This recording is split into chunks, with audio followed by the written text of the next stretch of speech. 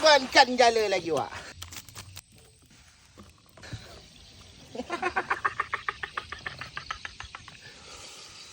Jadi wak, cerita hari ni kita ngombankan jala lagi wak ya.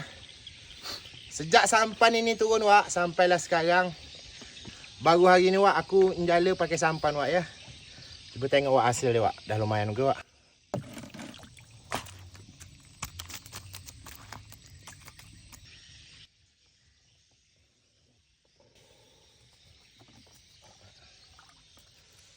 Naik ke pucuk wak.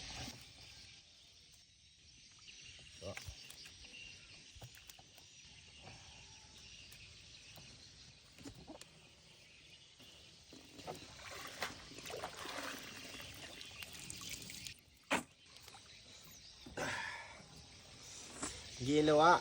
Macam nak penuh kandul wak dengan udang.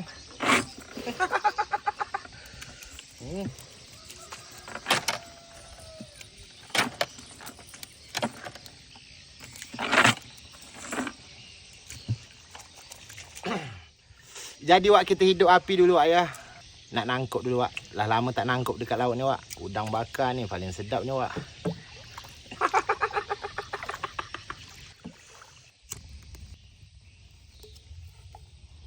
Hombankan sabut. Ya. Dapat juga ngalau agas wak.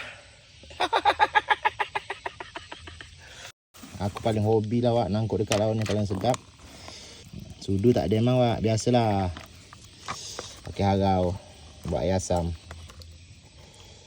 Lidi ada bawa wak, lidi.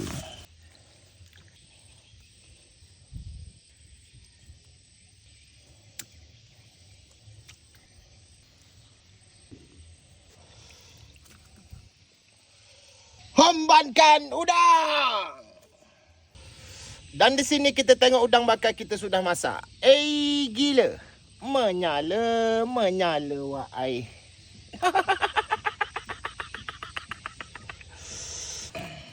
Sagu dulu wak.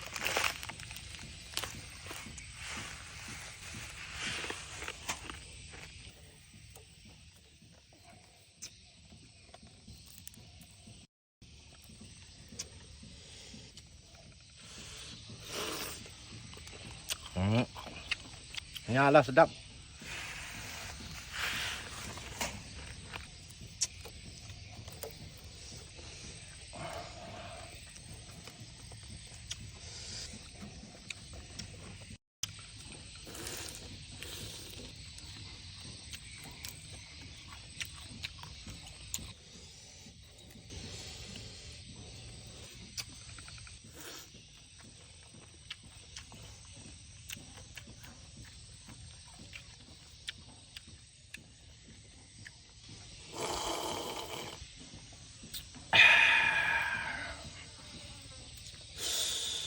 Gila wak.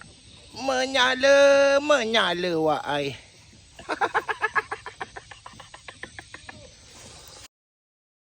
Lepaslah kalau bini ngidam nak makan udang jala. Tengok.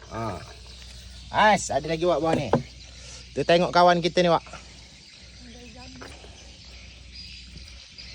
Hombankan jala lagi wak. Dia dapat 9 wak, hengkit dia. Tengok 9 dia. Wah.